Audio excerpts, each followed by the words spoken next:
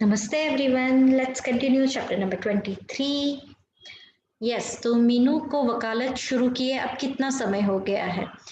Last time हमने देखा था चैप्टर नंबर 22, मीनू अमित से मिल के आई थी और उसे अब अमित से मिल के आने के बाद वो बहुत ज़्यादा दुविधा में थी, कंफ्यूज्ड थी कि अब उसे क्या करना चाहिए। एंड अब हम देखते हैं चैप्टर नंबर 23 में मीनू को वकालत शुरू किए हुए 8 महीने हो चुके थे। 8 महीने 8 मंथ्स। इन 8 महीनों में उसने अपनी धाक जमा ली थी। धाक जमा ली थी मतलब वो बहुत अच्छी लॉयर थी। उसके बहुत ज्यादा उसे फेम मिला था, नेम मिला था, लोगों के नाम में उसका नाम हो गया था कि यस, मीनू बहुत अच्छी लॉयर है।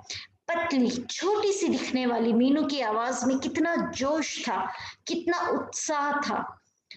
उस उसकी बुलंदी के चर्चे चारों ओर फैल गए थे। बुलंदी के चारों चर्चे चारों ओर फैलना मतलब चर्चे मतलब उसकी बातें, वो जिस तरह से बात करती थी, उसका जो नेम और फेम था वो चारों ओर फैल चुका था। मतलब वो बहुत ज्यादा फेमस थी। किस फील्ड में? ऑब्वियसली वकालत की फील्ड में। एज अ गुड लॉयर उसका बहुत नाम हो गया था। उसकी रोबीली आवाज सबके मन को मोह लेती थी। मोह लेना मतलब सब उसकी आवाज को बहुत पसंद करते थे। उसकी आवाज कैसी थी? रोबीली मतलब वेरी पावरफुल वॉइस। दिखने में छोटी सी पतली सी थी, बट जब वो अपने कोर्ट में केस लड़ती थी तब उसकी आवाज थी वो बहुत पावरफुल थी। उसके साधारण रूप को देखने वाला व्यक्ति विश्वास ही नहीं कर सकता था कि वह इतनी साहसी होगी। वो बहुत ब्रेव थी। उसको देख के लगता ही नहीं था कि वो इतनी अच्छी आवाज में और इतनी अच्छी लॉयर होगी, वकील होगी। पिछले 8 महीनों में मीनू अमित से मिलने 4 बार गई।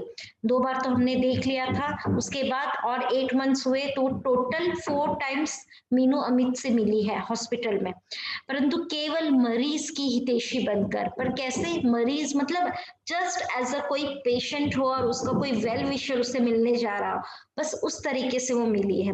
पिछले 2 महीने से तो वो उसके पास जा ही न सकी थी, ना उसका कोई समाचार ही मिल सका था। और अभी थोड़ी बिजी थी तो लास्ट 2 मंथ से वो मिली नहीं, ना ही उसके पास कोई अपडेटेड न्यूज थे उसके बारे में, अमित के बारे में।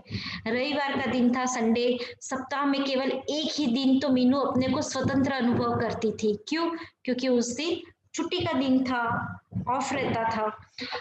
रविवार होने के कारण उसने सोचा कि वह दिन नीलिमा के साथ ही व्यतीत किया जाए। अपनी फ्रेंड नीलिमा मेरठ रहती है तो उसके घर जाके आज का दिन स्पेंड करेगी। अगर वो उसने सोचा ही था, तभी उसके घर कौन आया? सो आंसर, वह नीलिमा के घर जाने को ही थी कि उसकी छोटी बहन आशा आशा की शादी हुई थी। 8 मंथ्स हो चुके हैं उस बात को भी। तो उसकी छोटी बहन आशा अपने पति व बेटे के साथ वहां आ पहुंची। नहीं ने मीनू आशा से लगभग 8 महीने बाद मिली थी। सॉरी, आशा की शादी को काफी वक्त हो गया है एंड उसका बच्चा भी हो गया है। और वह कंप्लीट 8 मंथ्स के बाद मीनू आशा से मिल रही है। कितना परिवर्तन आ गया था आशा में। माँ बनने के बाद काफी मोटी हो गई थी आशा। शादी के बाद थोड़ी मोटी सी हो गई है, बच्चा हो गया है उसे। यद्यपि वह मीनू से छोटी थी, परंतु मीनू उसके सामने काफी छोटी प्रतीत हो रही थी। प्रतीत मतलब अपीयर, मतलब मीनू लग रहा था जैसे आशा की छोटी बहन है। हमने देखा था आशा की शादी किसके साथ हुई थी, याद कीजिए तब तक। आशा का नन्हा बेटा कितना प्यारा था, बिल्कुल अपनी माँ का रंग रूप लिया था उसने। मीनू ने आशा की गोद से उसे ले लिया। वह नन्हा बालक, उसका छोटा बेटा, बेबी, जैसे ही मीनू की गोद में आया उसने रोना शुरू कर दिया।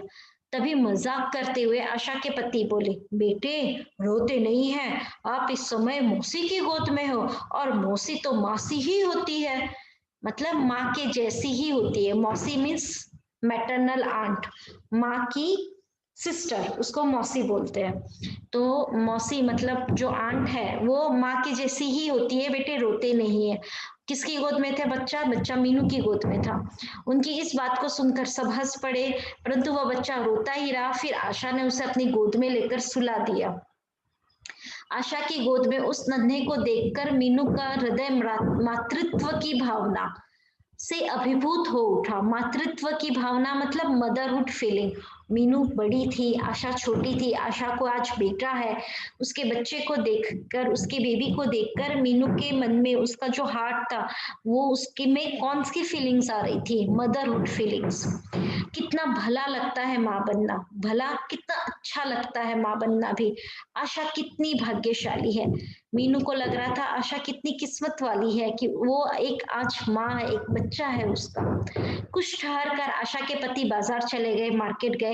दोनों बहनें काफी दिनों के बाद मिली थी, इसलिए बहुत सी बातें इकट्ठी हो गई थी।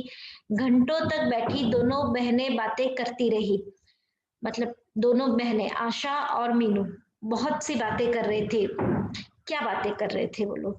बातों बातों में आशा मीनू से पूछ बैठी, दीदी अब तो आपकी वकालत पूरी हो गई है और आपने प्रैक्टिस भी शुरू कर दी है, अब आगे आपका क्या विचार है?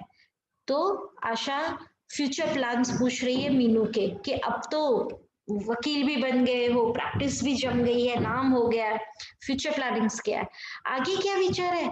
इस बारे में तो मैंने अभी कुछ सोचा नहीं है। किसने किससे कहा? मीनू ने अपनी बहन आशा से कहा। दीदी इतनी लंबी जिंदगी पड़ी है, एक अवस्था ऐसी आती है जब अपने पति और बच्चों का ही सहारा होता है, आशा ने मीनू को समझाते हुए कहा। आशा ने ऐसा क्या कहा? मीनू को क्या समझाया? आशा ने बताया कि जिंदगी, लाइफ इज टू लॉन्ग, बहुत लंबी जिंदगी है और कहीं ना कहीं एक स्टेज आता है जब हमारा सपोर्ट कौन रहता है? हमारे पति और बच्चे। मतलब कहीं ना कहीं आशा मीनू को शादी के लिए कन्विंस कर रही थी कि शादी कर ले, अब अभी इतनी जल्दी भी क्या है, फिर सोच लेंगे इस बारे में। यह कहकर मीनू वहां से उठ गई। मीनू ने इग्नोर कर रही थी आशा को। आशा को लगा कि शायद विवाह की बात दीदी को अच्छी नहीं लगी। विवाह की बात मतलब शादी की बात। तभी आशा ने अपनी बात का विषय बदला। She change the topic. उसने अपना टॉपिक चेंज कर लिया और उसने फिर जनरल टॉपिक पे आ गई और मीनू से किस बारे में पूछ रही? माँ, पिताजी व रोहित की कुशल क्षेम। कुशल क्षेम मतलब वो लोग कैसे हैं, क्योंकि आशा अपने इन लॉज के साथ रहती है, दिल्ली में रहती है। तो वो मीनू से पूछ रही है कि आज ओके ठीक है, मम्मी पापा कैसे है, उसका भाई रोहित वो कैसा है? मीनू ने बताया पिताजी का स्वास्थ्य अब ठीक है, माँ भी ठीक है, बस सारा दिन घर के कार्य में ही व्यस्त रहती है। तो पिताजी की तबीयत, हेल्थ अच्छी है एंड माँ इज टू बिजी, किसमें? घर के कामों में। यह तो तुम्हें ज्ञात होगा ही, ज्ञात होना टू नो मतलब you must be knowing that कि रोहित ने इंजीनियरिंग पूरी कर ली है, अब उसकी दिल्ली में नौकरी भी लग गई है, शुरू में ही 3,000 रुपये महीने पा रहा है। मतलब रोहित, रोहित कौन है? यस, आशा और मीनू का भाई है रोहित। उसकी शादी उसकी नौकरी लग गई है कहाँ?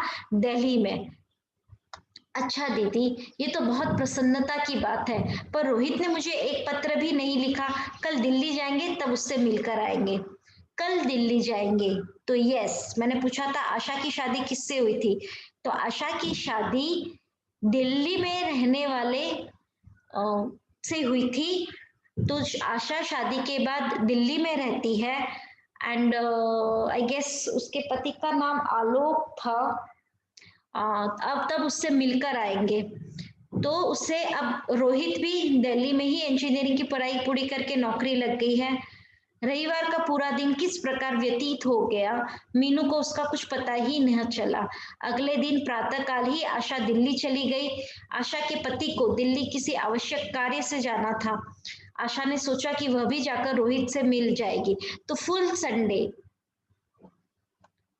बहुत अच्छे से मीनू का समय गुजरा, टाइम पास हुआ, व्यतीत हुआ।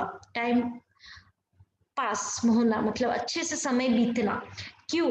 क्योंकि उसके साथ आशा, उसका पति और आशा का छोटा बेटा था। एंड आशा के जाने के बाद उसे कैसा फील हो रहा था? आशा के जाने के बाद घर में सन्नाटा छा गया, साइलेंस। सबके बोलने की आवाज व छोटे बच्चे के रोने के स्वर से कमरा गूंजता था।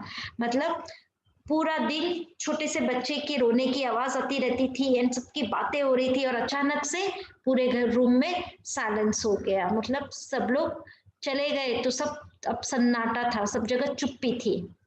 Okay, we will continue with the chapter number 24 in the next video.